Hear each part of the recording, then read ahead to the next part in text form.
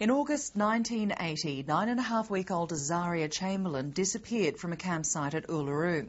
Her mother, Lindy Chamberlain, made headlines around the world claiming a dingo took her baby. She was convicted of murder but eventually exonerated. Now, 30 years on, the publication of jury notes has seen the Chamberlain family again thrust into the spotlight. Former lawyer John Bryson wrote the book Evil Angels and knows the story inside out. I caught up with him earlier today to get his take on the Territory Government's decision to open another chapter in the case. John Bryson, welcome to Stateline. Thank you. Is this story ever going to go away? Do you think we're seeing the final chapter play out now? I don't think so. It's now a fascination through the nation for precisely the opposite reasons that played out when it began. We should remember that when it did begin, it was not Lindy Chamberlain who was the first and prime suspect. It was Pastor Michael, and it only became a witch hunt for Lindy Chamberlain when it was realised that Michael Chamberlain himself couldn't possibly have done it. And I think the story has changed its methodology of fascination as it goes along. Now it's a fascination with how on earth did we get it so wrong. We've seen a media frenzy this week following the publication of confidential jury notes from police files. The Chief Justice has come out and questioned, firstly, why those notes weren't destroyed at the time as per protocol, and secondly, how they then found their way into police files. Do we need to see an explanation from police on this? I think so. Love them though I do, the Northern Territory are fairly good at this. You'll remember that with the first outrage at the jurors' verdict in the Chamberlain case, it wasn't long before the Law Department trotted out two jurors to explain their position. I really think that was illegal, just as the brandishing of the notes now is not lawful. And what do the notes themselves say to you? Oh, the confusion. We have to remember that really the prosecution case that was put together, the investigation after the first inquest had exonerated the Chamberlains, was a wonderfully arranged affair.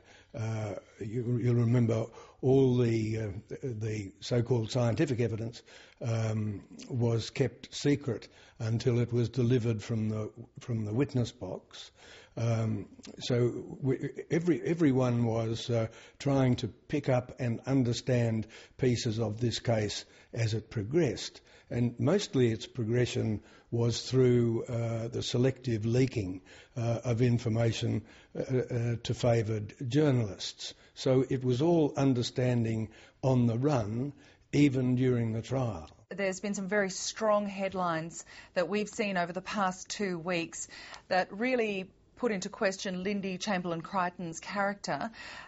Is the media continuing to vilify Lindy Chamberlain-Crichton? Very much certain parts of it.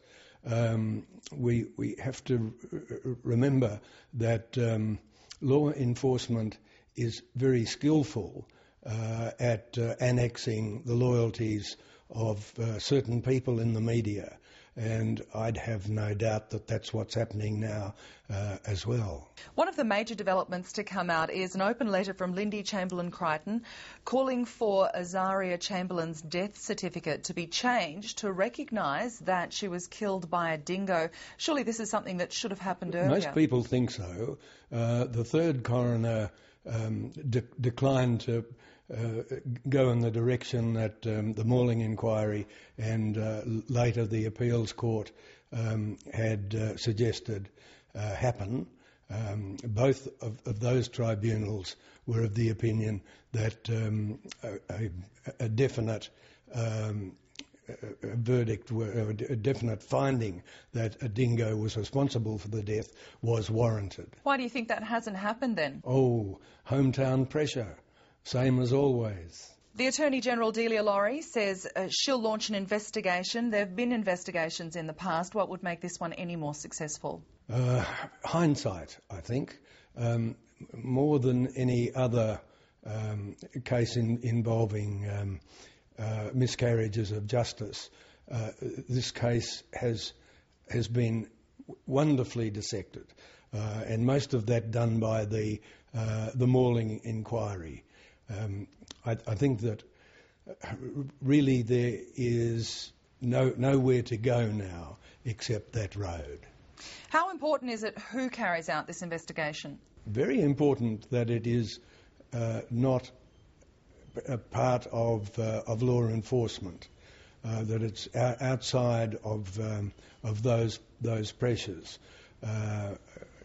It's interesting that in every state and territory in the Commonwealth, one can still find police who will tell you that Lindy Chamberlain was guilty and who will tell you that the prosecution had more evidence against her than ever would see the light of day. Those sorts of prejudices are wonderfully virile. John Bryson, thank you so much for your time. Thank you.